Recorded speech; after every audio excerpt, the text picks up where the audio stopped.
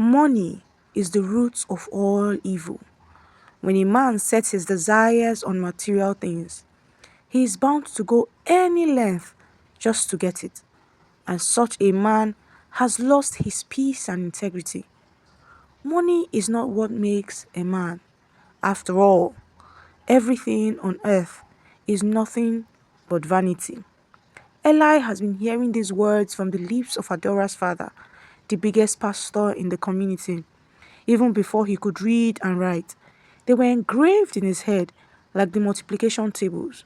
Even as Eli grew older, he began to wonder why people who drove cars and wore fancy clothes had a special place in Adora's father's church, while people like Eli and his family, who wore hand-me-down clothes and walked in their old shoes, sat at the back of the church, even on the Sundays when they came early.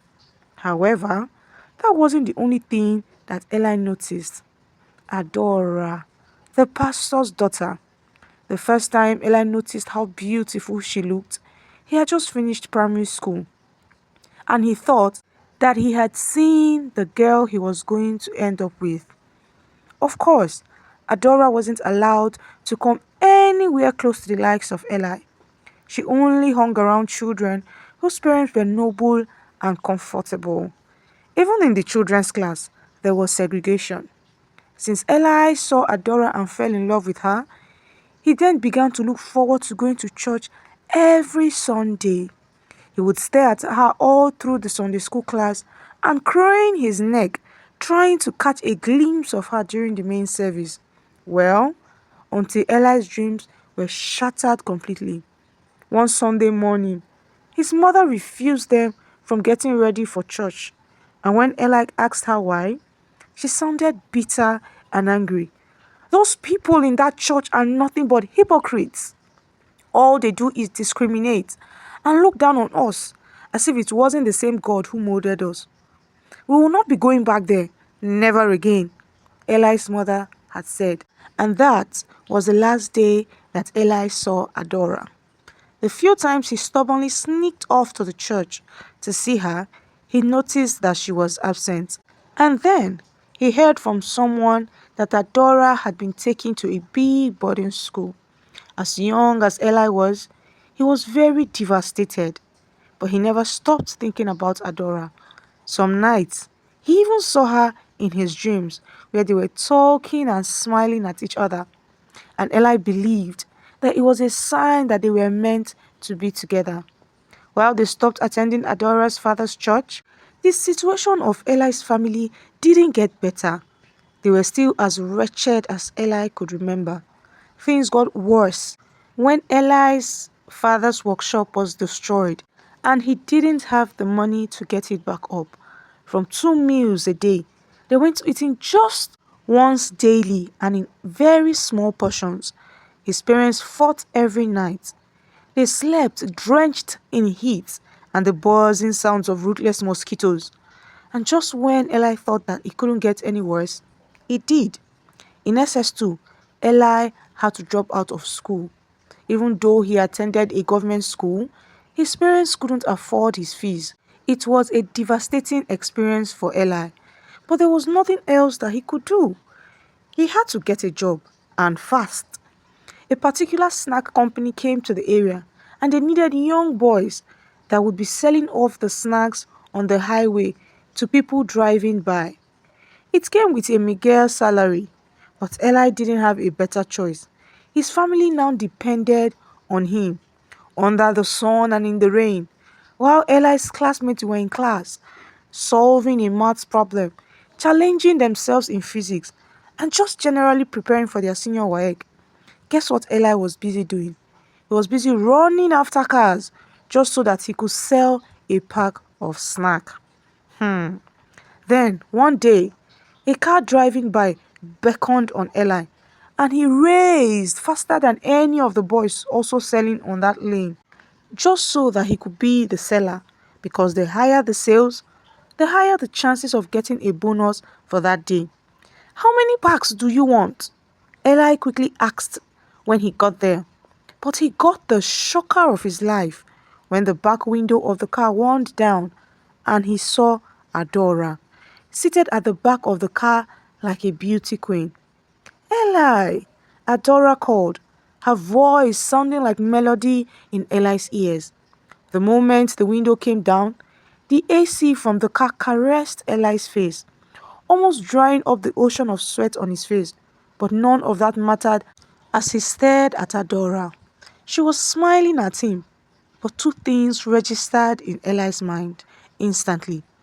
One was that Adora, the girl he hadn't seen in a while, recognized him from attending her father's church when they were still in primary school. And oh my, she was more beautiful than she was before. And the second was the stark difference in their appearances.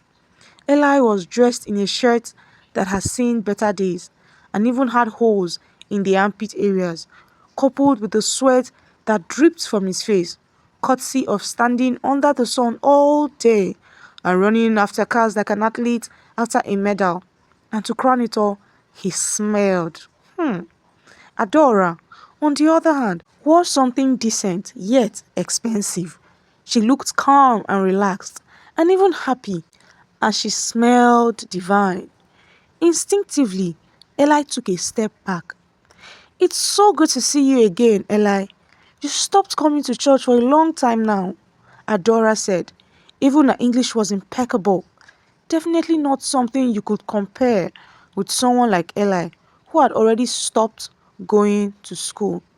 Eli would have loved to talk to his dream girl, tell her that it was also nice to see her after such a long time, and maybe even take her phone number, even though he didn't have a phone. But he was too ashamed and tongue-tied. And so, as he watched the car drive Adora away, Eli looked at himself and wondered if money truly was the root of all evil. Don't forget to subscribe and to turn on your notification button so that you can get more interesting stories like this. That particular short meeting changed Eli's perspective about life forever. He could not stop thinking about Adora, but he was also grown enough to know that they were worlds apart. Eli became so conscious of himself when chasing after cars and answering to the beckoning calls of people who might end up not buying because he kept thinking that one of them would have Adora in it and he didn't want to look like a pauper again. And that alone affected Eli's productivity. He didn't run into Adora again, but he became too self-conscious. 5 years later, things were still bad for Eli and his family. Nothing he did over the years worked. Eli began to notice that segregation wasn't in the church alone. No, it was everywhere he turned. The banks, the hospitals, you just name it. He was constantly pushed aside and treated with less respect because Eli's poverty ate deep into the bones that you could tell just by looking at him. What hasn't Eli tried to make ends meet? But as a young man who didn't have even a senior secondary school certificate, he had very limited options. Then, Eli went to work at a warehouse as one of the laborers. It was one of the biggest warehouses that Eli had ever seen, and there were always goods being offloaded every single day. Everyone employed was asked to fill a form that requested for every detail. One day, when Eli and the other young men were offloading the goods a big truck had brought, their supervisor showed up. They all thought that it was inspection as usual, but it turned out that it wasn't. "Who is Eli Matthias?" he asked. Eli indicated that he was the one, and the supervisor told him that the owner of the warehouse wanted to see him. "Ah, see me?" Eli was confused and worried. Oftentimes, in situations like this, it was either he had done something wrong or stolen something, and Eli had done neither. He asked the supervisor why the owner wanted to see him, but the supervisor didn't have the answers for Eli. Eventually, Eli was taken to the gigantic office of the owner and asked to sit. For 20 minutes, Eli waited. No one came to see him or said anything to him. As he waited, he took the opportunity to look round the office space. It was luxurious and beautiful. God, I wish I had a place like this, Eli thought to himself. But then again, if wishes were horses, beggars would surely ride. When Eli was eventually asked to go into the owner's office, he was shocked to see that the owner was someone as young as he was, or maybe even younger. Eli couldn't tell because he lived in wealth. Eli Matthias, the young man called with a baritone voice, and he had a smile on his face. Eli thought he was dreaming. Why on earth was this young man smiling at him? It is obvious you don't recognize me, the man said. Then he went on to introduce himself to Eli as Uti, Eli's primary school classmate. Eli was stunned to speechlessness. He could never have imagined. Uti also went to the same government primary school with him, and his family wasn't particularly living in a better condition. But here was Uti, a walking, breathing, wealthy young man. Uti told Eli that the moment he saw Eli's full name and other details shared on the form, he figured that it was his primary school classmate, and he needed to see Eli to confirm it. Eli would never have recognized Uti, even in the next lifetime, because of the changes money had done to Uti. And yet, money wasn't the root of all evil. How could it be? Eli and Uti spent some time catching up. Of course, he couldn't go back to working as Uti's laborer. Uti took Eli to his mansion in the city, had his domestic staff prepare something sumptuous to eat. And after all that was done, he even took Eli shopping in one of the most expensive boutiques in the city that Eli would never have dreamed of shopping at.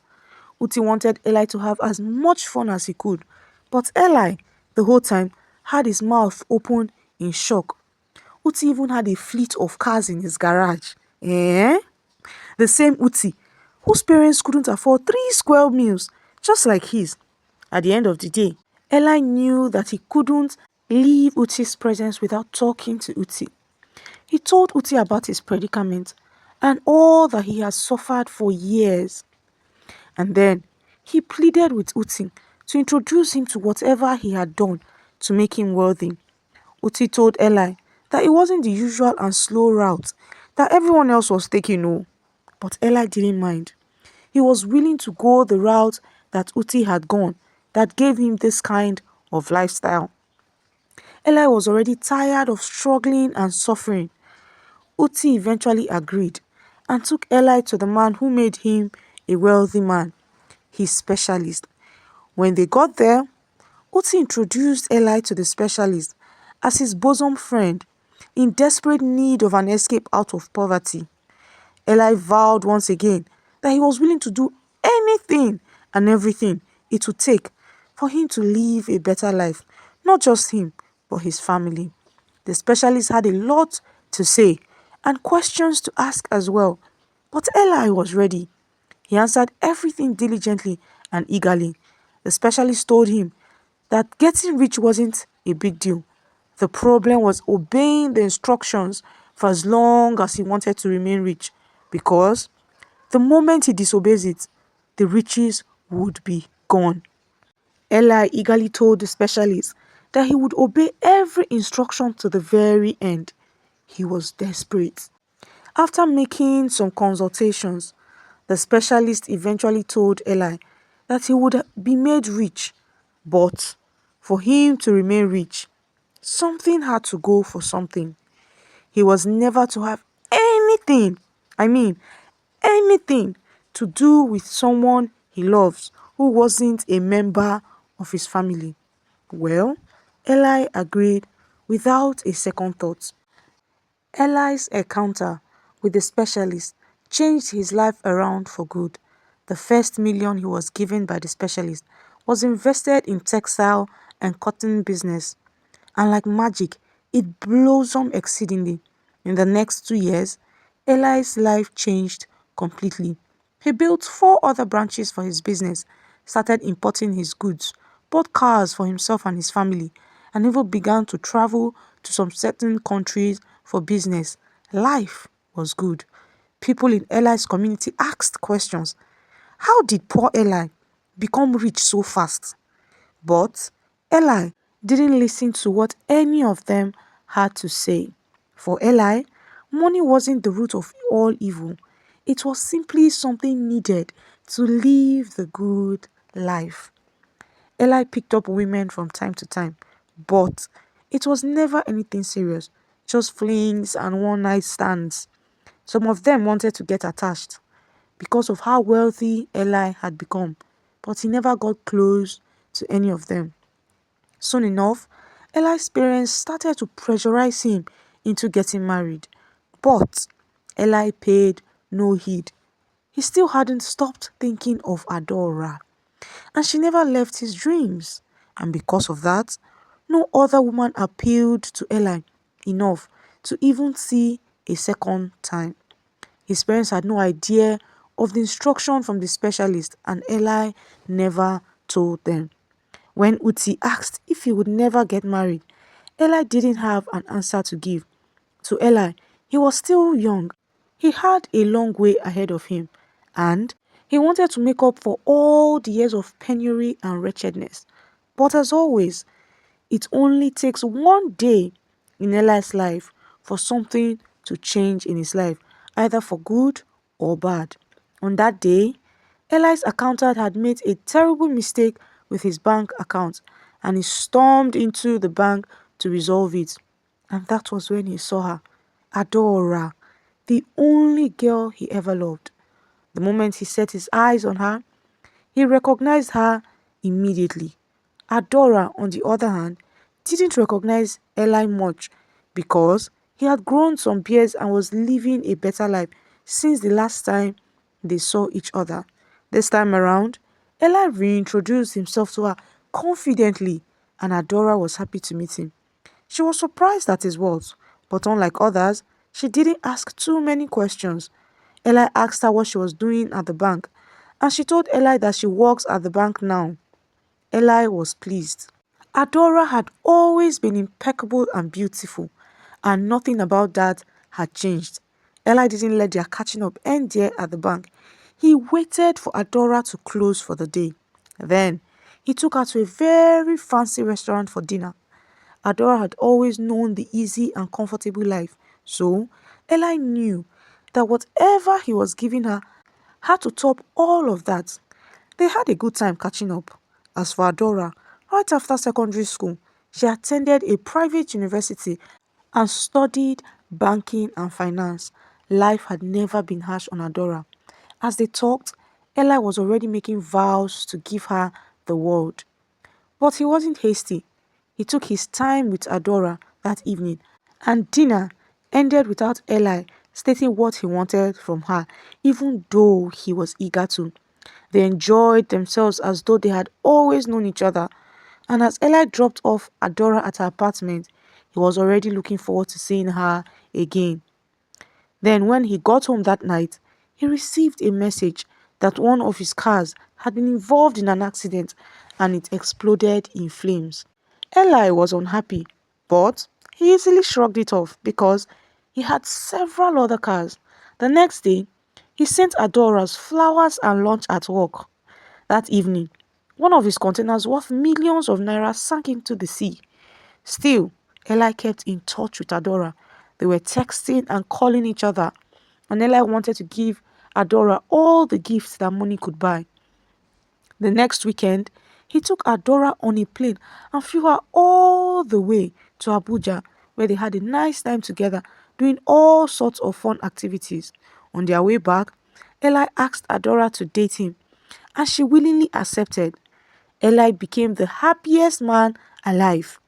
The smile on his face didn't disappear until he got home and his business manager was waiting for him in his living room with some bad news. Apparently, He had been trying to get in touch with Eli all day, but to no avail. What happened? He told Eli that his newly imported goods had been seized and millions of naira were demanded to get them released. Eli shrugged and made the transfer, but the goods were never released, and that was when Eli began to get worried. He confided in Uti and told him about the recent setbacks he had been facing in his business and how many millions he had lost in the process, which was strange because everything had been going smoothly before now. Uti asked Eli who he had been hanging out with lately, and that was when Eli remembered the instructions of the specialist. Upon meeting Adora, he had completely forgotten. Uti berated Eli for forgetting something as crucial as that. But the fortunate thing was that Eli was still rich. If you want to stay rich, you know what to do, Uti told Eli at the end. Eli tried to stay away from Adora, but he just couldn't. She was like an addiction. When he was growing up, Adora seemed like a fantasy that Eli couldn't reach. And now that he had her, letting her go just seemed like something Eli couldn't do. Or maybe he didn't try hard enough. In the next couple of weeks, Eli faced a series of setbacks and losses. When he complained to Uti again, Uti had the same words for him. That night, as Eli lay on his bed, he asked himself if he wanted to keep Adora or his riches. Don't forget to like and subscribe to get more entertaining and interesting stories like this one. By morning, Eli had made his decision and he called Uti to let him know what decision he had made. Uti spent hours talking to Eli about the consequences of his actions. You alone know what you suffered and how long you were in that situation. Do you think that if you weren't wealthy, Adora would have given you a chance? Let her go so that you can remain rich. There are a bunch of other women whom you can have as long as you don't love them, Uti told Eli. He also reminded him that his entire family depended on him.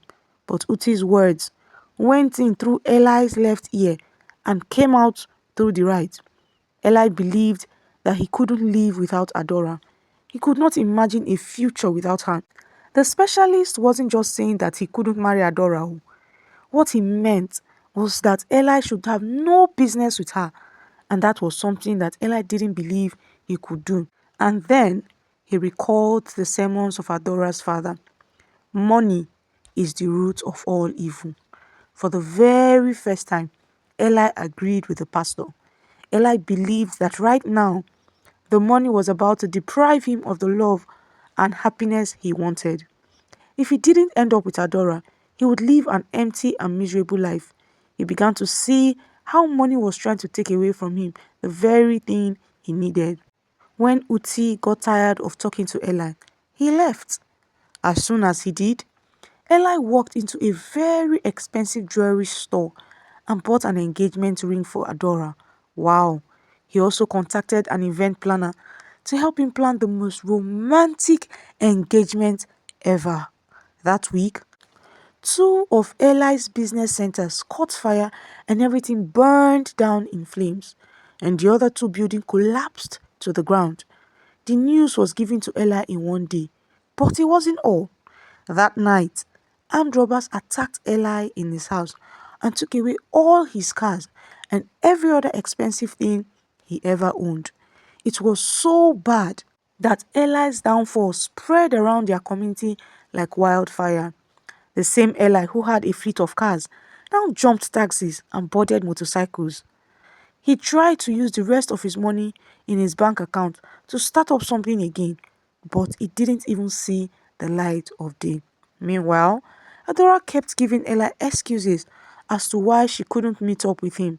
It was either she had to visit her parents or a meeting that took hours that held her back at the office. Still, Eli called and texted.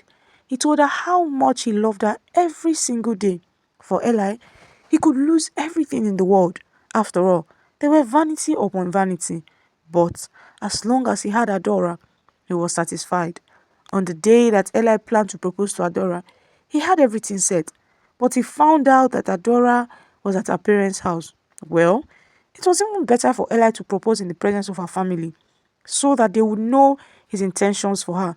But Eli met the rudest shock of his life.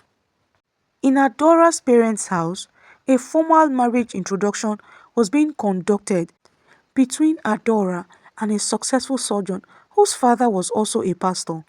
Eli thought it was a dream at first, but it turned out that it wasn't. There was no way Adora's family would let him marry their precious and dignified daughter.